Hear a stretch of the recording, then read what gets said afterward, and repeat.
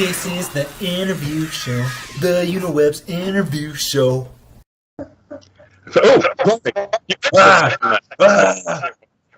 It happens every time, every single time. John Bolton. Hi. What's up, man? Welcome to the UniWeb interview show. I'm excited. Yeah, me too. I'm your host, Matthew Whiteside. Today I'm joined by John Bolton, author, creator, YouTuber. What's happening, man?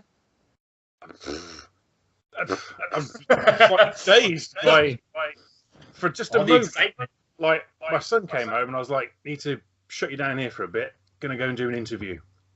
And I said it and I thought, I bet that sounds quite cool, actually. I'm gonna go and do an interview. He doesn't need to know the truth.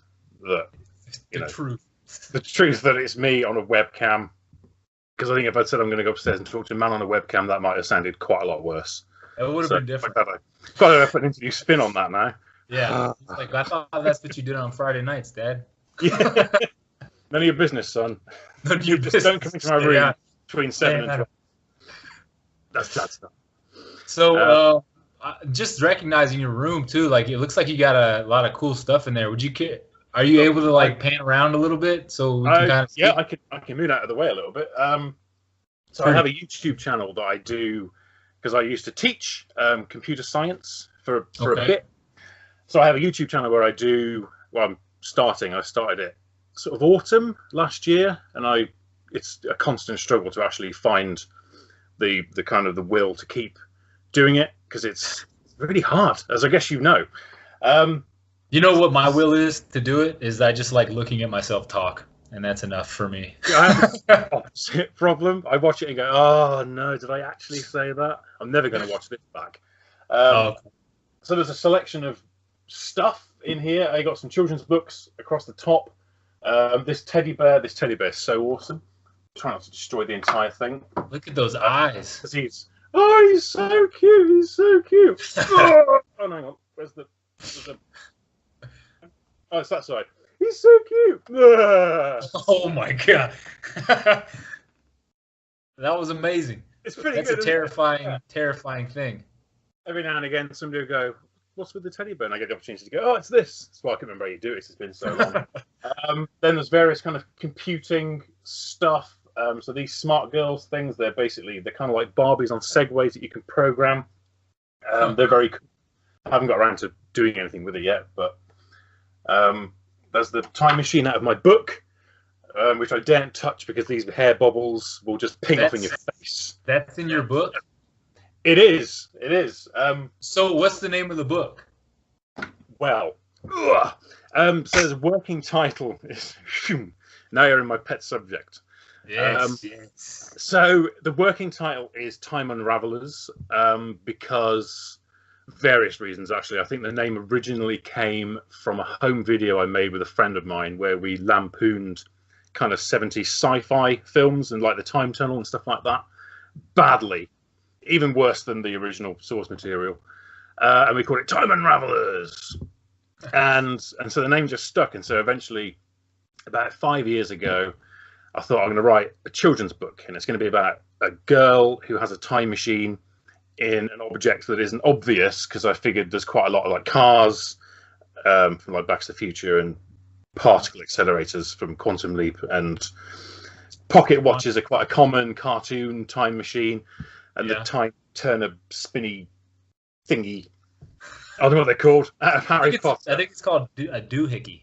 That's the one. Yeah, the time turner doohickey.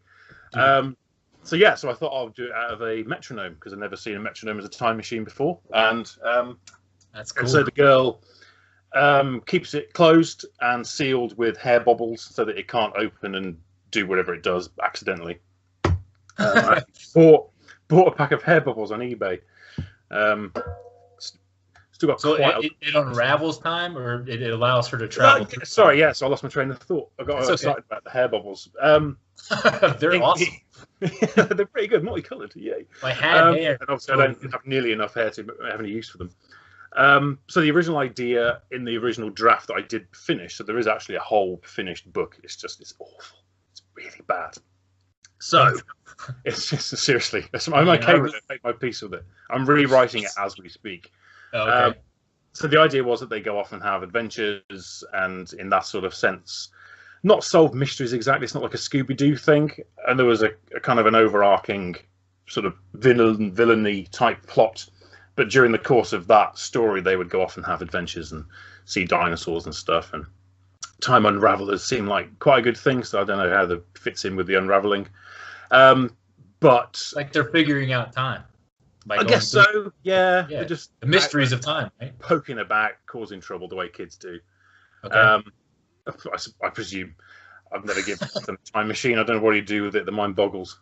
I really. Yeah. Seriously. I don't want to know. Dude, it's a topic to write about, man. Time travel. It's difficult because you kind of feel like, because you're writing about a time machine and people can use it to go back in time, obviously, you feel kind of duty bound to set parts of it in like a Victorian bit, and then maybe a bit with Vikings, and then you've got to have a dinosaur in there. Yeah. But there's actually kind of none of that in mine. There was in the original. But it's kind of, for me, the time machine and the time travel isn't really the point. They're just a device that enables all the things happening in the story to happen. The fact they happen in the past, they could just as easily not happen in the past, I suppose. So I'm loath to call it science fiction because it's not. Okay. I make no attempt in the original version or the current version to explain how a metronome is a time machine or why. I kind of know, but I kind of don't want to get into it. I don't think it's important. Well, it's a children's book, right? So you're not going to go too much into explaining how you theorize time travel to work, because kids would be like, "Who gives a crap, dude?" Exactly. That's my hope. It doesn't matter. How does it work? It just does. Okay, fair enough. Yeah. So it's almost more of a romance now, because when I finished it and I was like, yeah, it's done. What now? And then I just shelved it for about 2 years. But I mean, I've done a video on it on my channel, which I won't plug because it's not about my channel; it's about yours. Of course it is. No, I'm going to link your channel into this. Oh, thanks. I want people to know you. So yeah, definitely. So I've done a video where I talk a bit about it, but I basically about 7/8, which I guess is 3/4, but somehow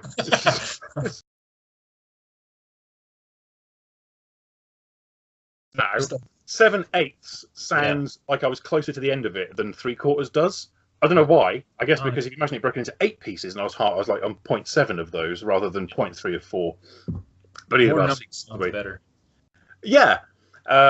And I suddenly thought of a new idea for a villain that I actually much preferred, and so I went back, and then I thought, well, it's okay. I'll do a second book, and I'll just put her in that. So then I went back through the original version, and just sort of shoehorned this character into scenes just so she was in it. So when the second book came around, people were like, "Oh, I recognise her from the first book." And it was like a Hitchcock film. I actually had her walking around in the background, and he would just say, "Blah blah blah," said so and so. "Oh yes, said so and so." Raven walks past in the background. Blah blah blah, said so and so. "I agree," said so and so. It was awful. Like I said, I said it sucks. I wasn't lying. It sucks. This is an honest appraisal of it. It was it was a necessary first draft, I guess. I think I needed to write it and get it out so that it could kind of mature. And so there's much more. There was a sort of a romance kind of came out of the original that now is much more focal, I think. And all of the dinosaurs, and there actually was a Viking scene. Was there a Viking scene? No, a Victorian scene that I just wrote. Just I thought I better do a Victorian scene, so I wrote one. You have to have the most interesting times and periods of time in time travel stuff.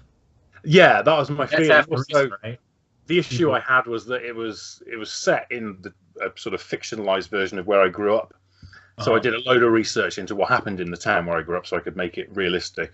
And not a lot did, to be honest. I thought, I mean, what do I do? It's a canal town. There are a lot of canals. There was a period of time where a lot of canals got made, and then barges were made. So I could do an episode, like a chapter about them going back and watching a barge being put together. Don't know how interesting that would be. Talk about how many people died building the barge. Yeah. Apparently that was quite common.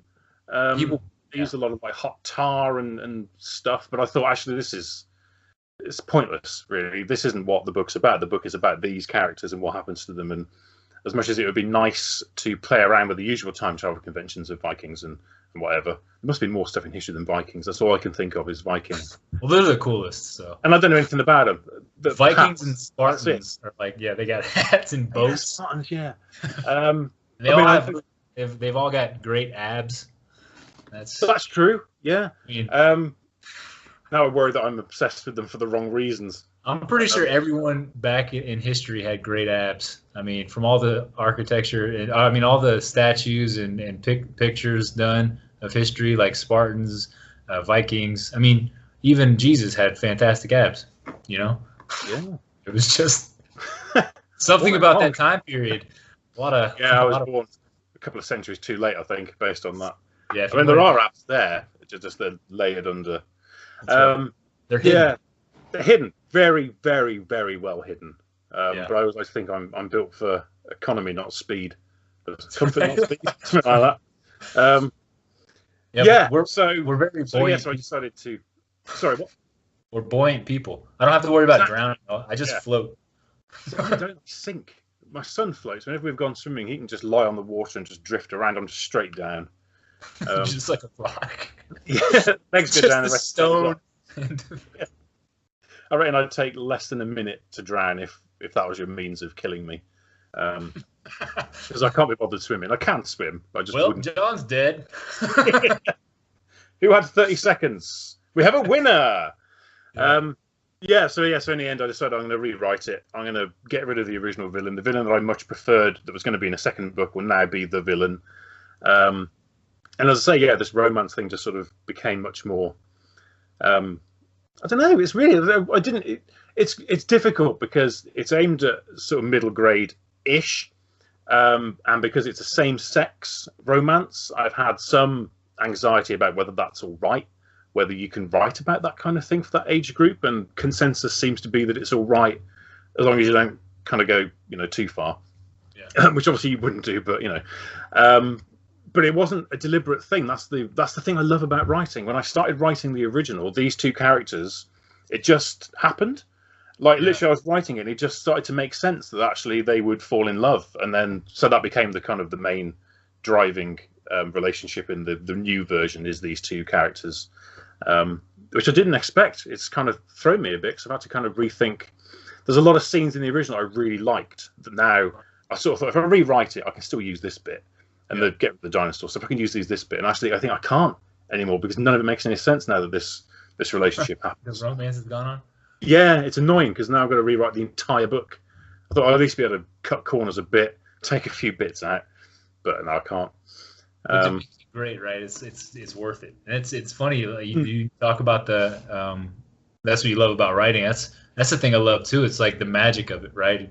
It comes out of a place that you don't even know is there. It's like at first you start off with this idea that you think you come up with, and then you start writing, and the story just starts like magically writing itself, and you're just like, all right, well, there goes my plan. I guess we're going this way now. It is, yeah. And I think the other thing is because I finished the original version and didn't write a word of the book at least for 2 years, I reckon. But all the while I was thinking about it, and I'd be at the gym, if you can believe that. There's a reason why the camera's cut to about here. It balloons out the further down you go. It's not that bad. A little bit of holiday weight. It's just several holidays worth of weight all at once. Right. It's bad. Together and yeah. But yeah, so I'll be at the gym and I'll be thinking about the characters, and then ideas would come to me. I've got like a note app on my phone, and I'd pause it and quickly type it all out. God knows what that must have looked like to people. I was, it's brilliant. Then headphones back in, and then carry on walking slowly on the trip. Until it got to a point where I thought I'm gonna have to write it. So I did like a plot board, which is behind the camera in an area of the room that's not tidy enough to show you. Okay. It's the right state. So I sat down and I thought I need to start plotting this out and actually start writing it. And the whole thing had just evolved into this new thing. I was like, where did this come from? Where did this relationship come from? Where did these characters? It's amazing. When I started out, I used to read a lot about the act of writing, and loads of writers would say that they get to a point where characters they'll start saying something. You'll go, actually, no, hang on. No, they wouldn't say that. This character would say that. the one I'm writing, this is what they put. And then you get to a point where you're just kind of like a vessel almost, just channeling. And I thought that's kind of cool, but it's kind of a romanticized view of it, isn't it? Really, it's not really like that, but it is. It actually is. There actually are days when you're sat typing, and you go, "Where did this come from? I don't even know what this word means, but it's just found its way in." And I've looked it up, and that's the one I want. Yeah, it's amazing. I wrote about it on my blog too. About it. I called it being possessed by the angel of nonsense, because yes, literally, it's just like, where the hell is this stuff coming from? I wish I knew. Yeah, it's like, it's great though, you know, being connected like that, because the feeling you get, it's almost like time does stop. Like, talk about your book, The Time Unravelers. It's like time is just, it's non-existent anymore.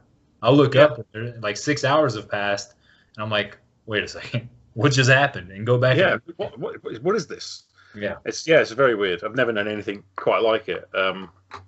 So hopefully it's good, because I guess the worst thing in the world was I've been channeling this book for all these years, and I finally finished it. It sucks, but it somehow sucks worse than the original. At least the original was like Vikings in it. This one hasn't even got Vikings. I'm not reading this. You've been possessed by the really boring angel of nonsense. Yeah. Hopefully that's not the case. Here's a book for you to write, but it sucks. It sucks. I hope that's not the case. I mean, even the original version, it even got to a point where one of my friends was saying, I really love books about dragons. If you're going to write a children's book, you've got to put a dragon in it. So I did. I put a dragon in. Don't ask me how, because I've used the same sort of device in the new version. I don't want to say, in case everyone's like, oh, that's awful. And you're like, oh, no, I'm still doing that. But yeah, I managed to put a dragon in. There's still a dragon in there. It's a figurative one more than it is a real one, but it was awful. Go.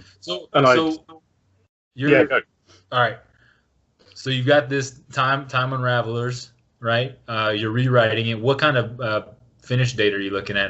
Did you indie publish it at first, or did you? No, God, no, it never went anywhere. Okay, so you just kept it to yourself. It's just on a hard drive. I think my parents read it eventually. My mum read it quite quickly and was like, "It's good. You've written a book." Yeah, is the book any good? Oh, you've written a book. You've written a book length thing. Don't know if I call it a book exactly. Cheers, Mum. And then my dad read it. And then a couple of my friends have read it. My wife's read it.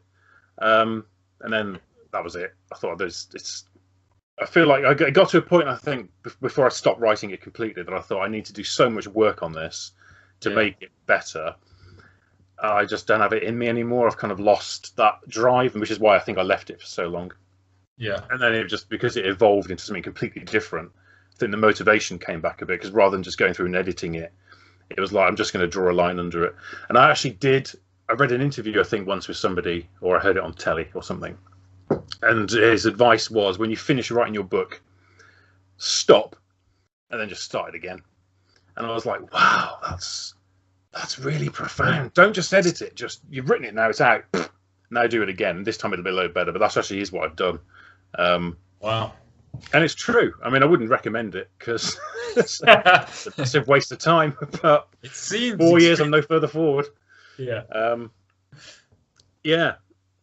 I see. No, it wasn't published. I found when writing, if I know the story already, I feel like some of the passion isn't there. Like in rewriting scenes, it's because I feel like a lot of it's about conveying the emotion that I'm feeling at that time for the scene, right? So if I already know the scene, it doesn't hit me the same way. So it's more of like an act to write the feeling that I want, that I'm trying to portray, I suppose is what I'm saying. Yeah, I go along with that. You know what I mean? And I spent 2 years, I guess, plotting it kind of subconsciously, and then at the middle of last year, I think it was sort of July time, I did my plot board and I wrote down all these, and I just kind of divided into 9. I'm going to do a video about that because a friend of mine asked me, why 9?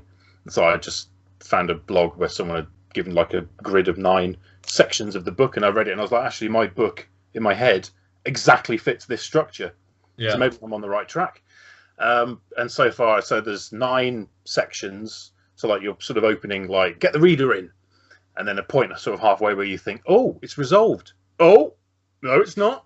Stuff like that. It sounds rubbish, but actually when you see it structured, you imagine probably most books you could fit onto this sort of frame. And then each of the 9 has got the key events that need to happen chapter wise, and I've broken it up into 3 sections. So this is like the start bit, the middle point, and the end. Yeah. So far, I've been writing it for a month, and I've loved it, and I'm really into it. And there's not one thing on that board have I actually written yet. All of it has been new stuff. Because I was like, how am I going to start it? I'll do this. So I'm inclined to agree. I think part of me, the reason why I'm so into it is because I'm writing new stuff. I think the minute I start taking a post-it down and go, right, today I'm writing this bit. Yeah. Netflix. So yeah, right, because the adventure, right? It's like half the fun of it is like you're living in the adventure of your own story. Yeah. Right. Literally, the chapter I'm writing now is like I figured it needs to have a really strong opening to as much as I can in as short a space as possible, so that anybody who reads it and goes, "Oh, this is somewhat interesting." He's written the first chapter length thing that I might read. Thanks, Mum. And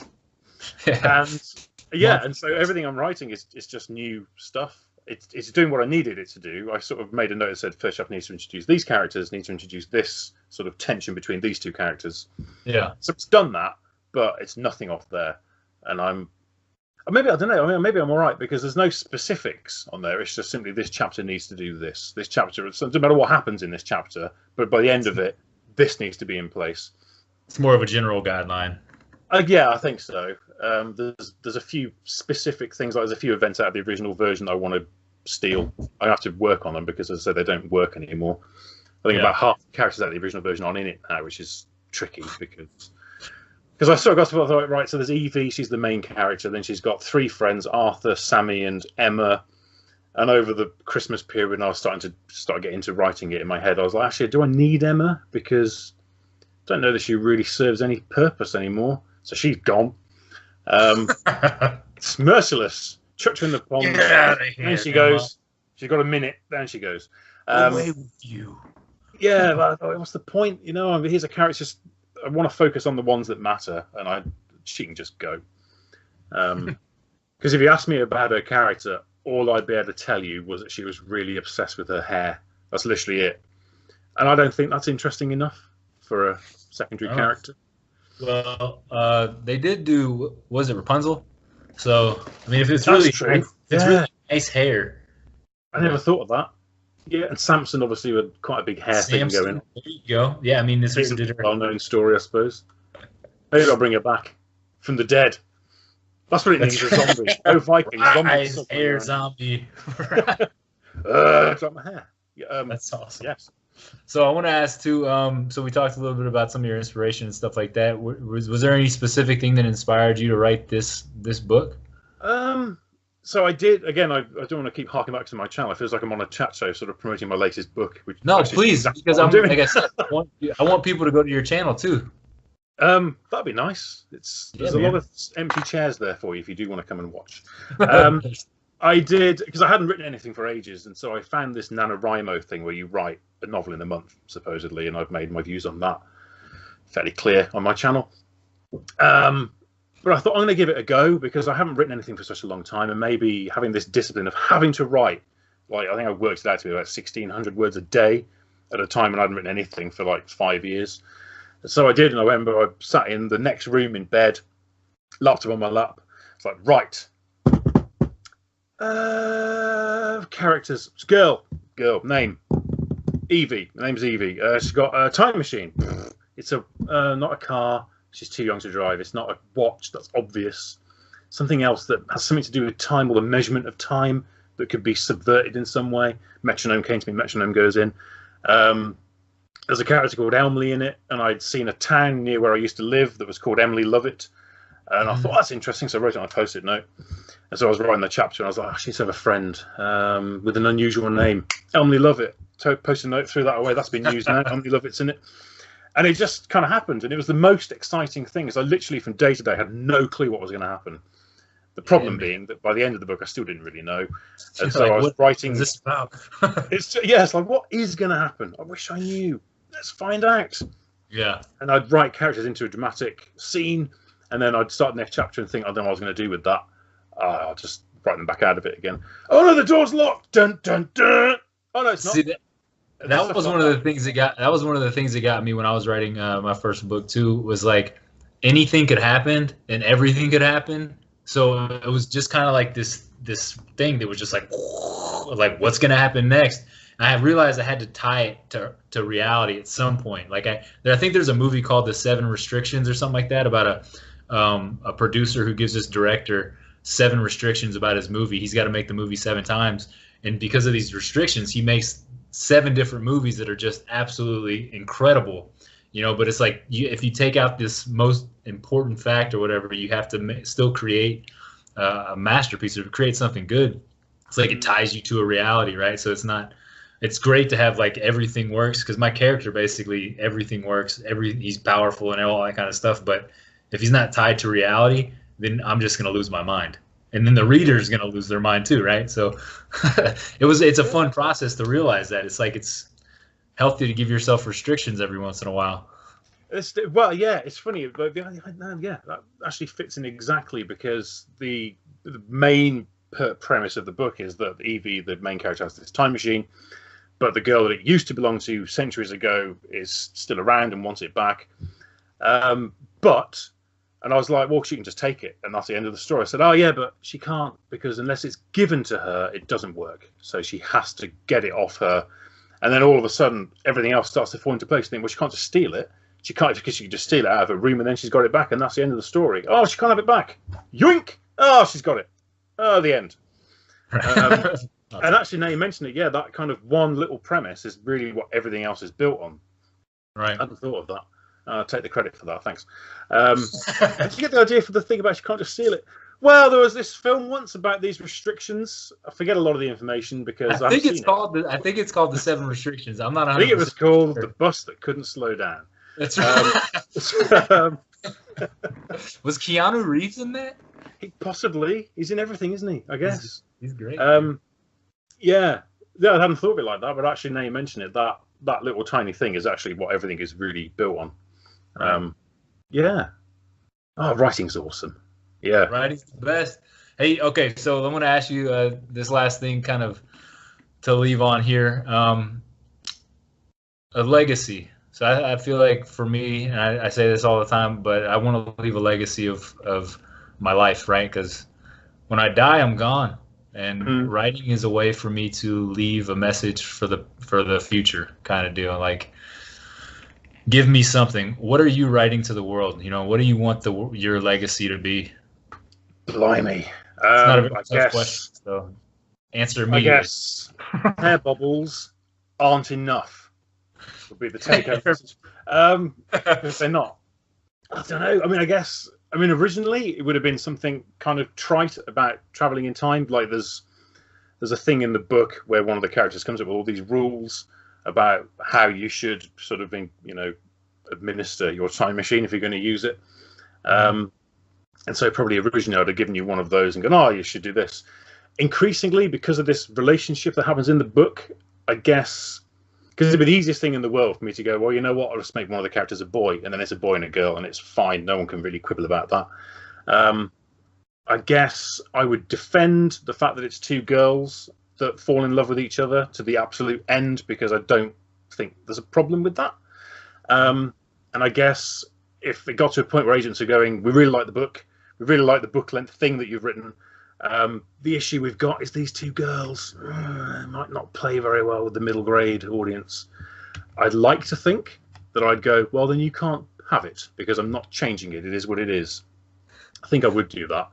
Unless I got to the very last agent ever, and you would think, oh, you know what, screw it, to make one of them a boy. Jeez.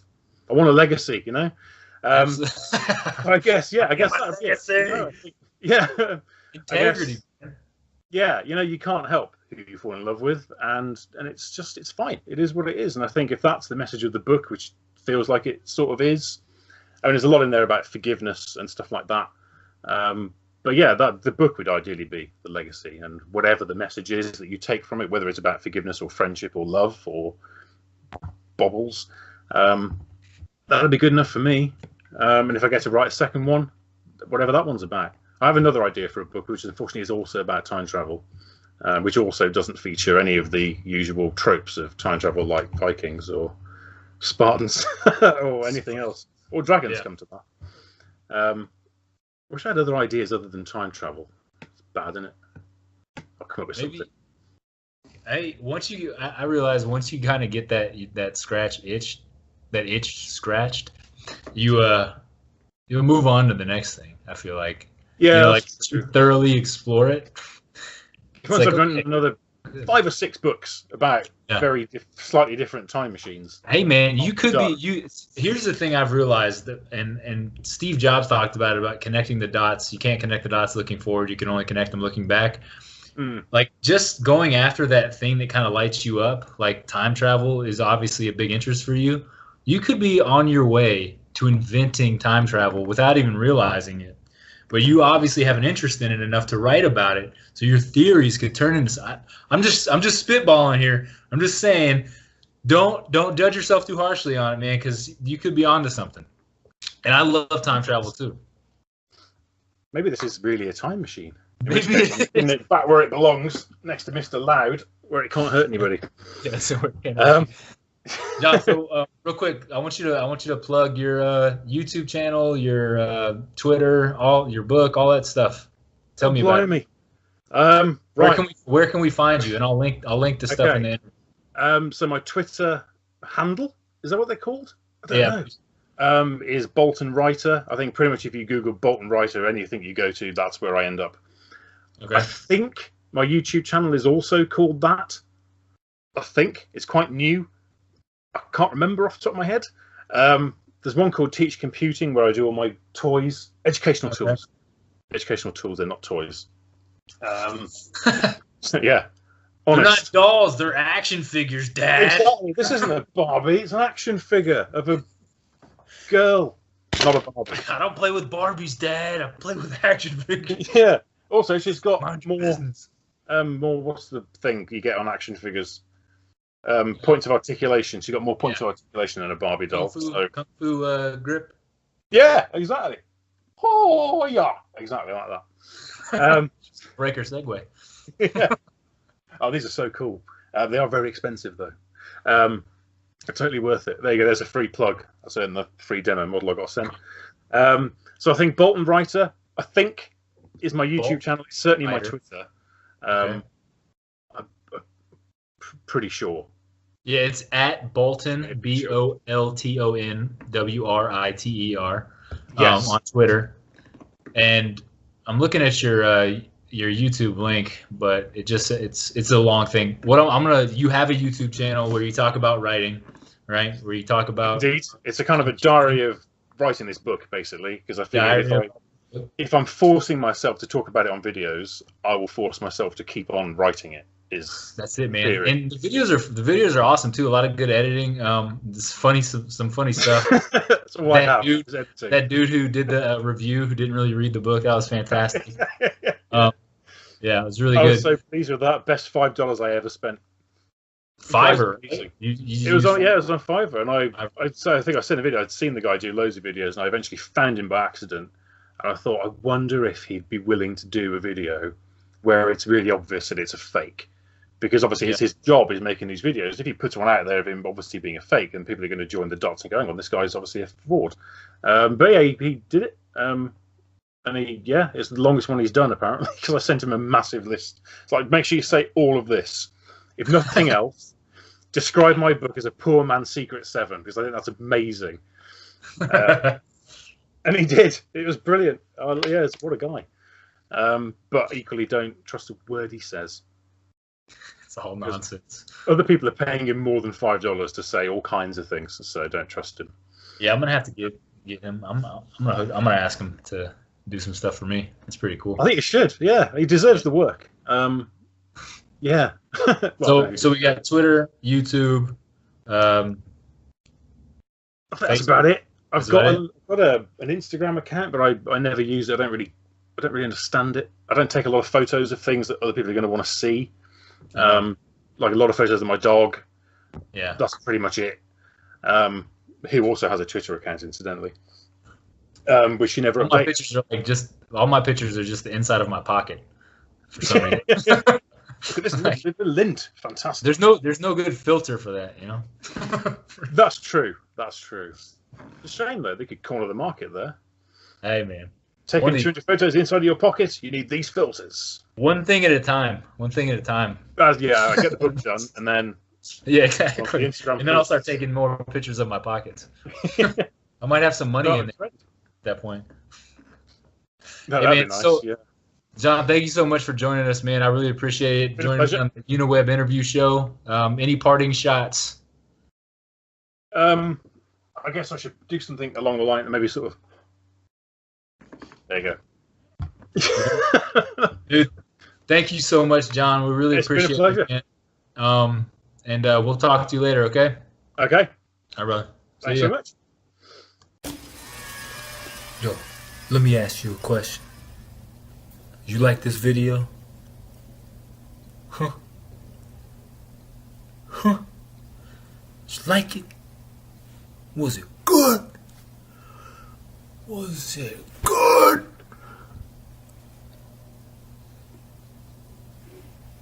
If you did like it, please subscribe. Thanks.